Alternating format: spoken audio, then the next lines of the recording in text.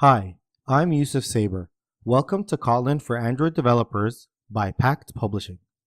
I, your author, have over 5 years as a professional Android engineer. I've worked at many startups as well as many mid-sized and large companies.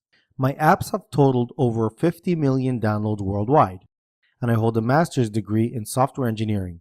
I've also spent the past few months working with Kotlin, and let me tell you, you're in for quite a ride.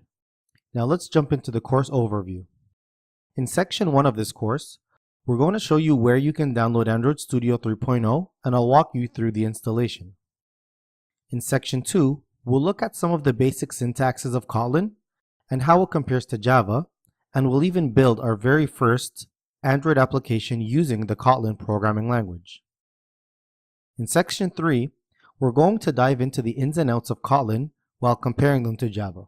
We'll talk about things like going from POJOs to data classes, the differences in visibility modifiers, and we'll talk about some new things in Kotlin, such as null safety and default and named function arguments.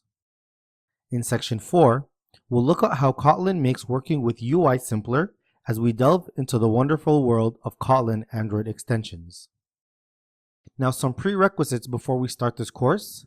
This is not a beginner Android development course. So you should have some experience with Android Studio and some experience building Android applications using the Java programming language, as well as using XML for layouts. Now, you don't need to be a professional. You just need to be able to see some Java and XML and recognize what it's trying to do. Now, some things to get excited about when working with Kotlin. The first thing is Kotlin is simple. You'll see when we jump into the course that sometimes things can take maybe 10 to 15 lines with Java, and they'll take maybe a line or two in Kotlin. And this makes Kotlin very efficient.